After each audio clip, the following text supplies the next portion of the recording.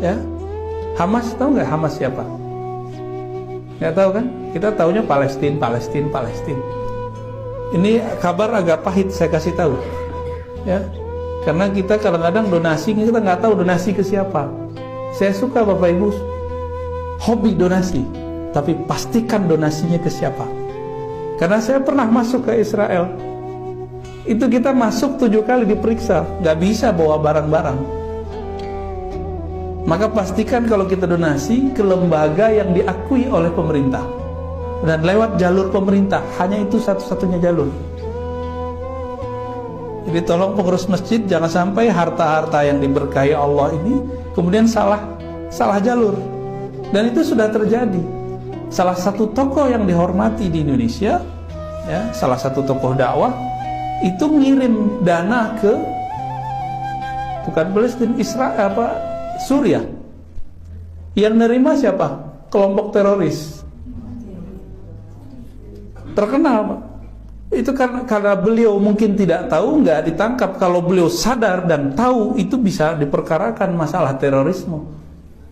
Saya yakin mungkin beliau tidak tahu kali, mau bantu-bantu aja. Tapi yang nerima kelompok teroris. Ya kita berhusnuzon. Jadi di Suriah itu pertengkaran itu lebih dari 10 kelompok bersenjata. Nah, sampingnya Palestina. Ada satu kompleks, satu distrik jalan lah namanya Sheikh Jarrah. Itu nama kampung. Kampung Atu Jarrah, gitu-gitulah ya namanya. Itu tanah konflik. Ya seharusnya ya orang Palestina nganggap itu milik Palestina, orang Israel nganggap sudah beli. Tapi suratnya nggak tahu. Ini masih simpang siur. Maka diusirlah kawan-kawan kita, sahabat-sahabat kita dari kampung Sheikh Jarrah itu, dekat dari Masjid Al-Aqsa. Itu Masjid Al-Aqsa depannya yang jaga orang Israel, pintunya. Jadi Palestina itu nggak ada dalam peta mereka. Maka ada kelompok di Palestina yang kemudian membalas sikap Israel itu dengan cara yang sama, menghapus peta Israel dari kamus mereka.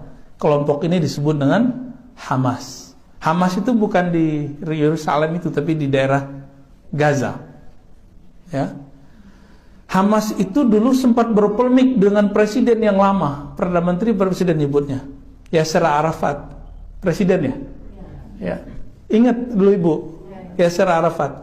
Yasser Arafat ini ingin mencari titik temu yang menguntungkan bagi masyarakat Palestina.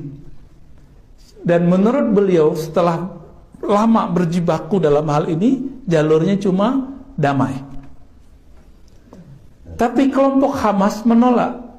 Karena bagi Hamas, siapapun yang berdamai dengan Israel berarti dia antek Israel. Nah, ini logikanya sudah nggak nyambung. Jadi kita pro simpati dengan masyarakat Palestina, bukan berarti kita pro dengan sikap-sikap yang dilakukan oleh Hamas. Hamas kemudian sampai hari ini menganggap siapapun Muslim Palestina yang ingin damai dengan Israel itu antek Israel dan boleh dibunuh. Nah itu masalahnya. Pahit nggak kalau udah tahu? Kalau udah mengerti begini kita jadi bingung mau donasi.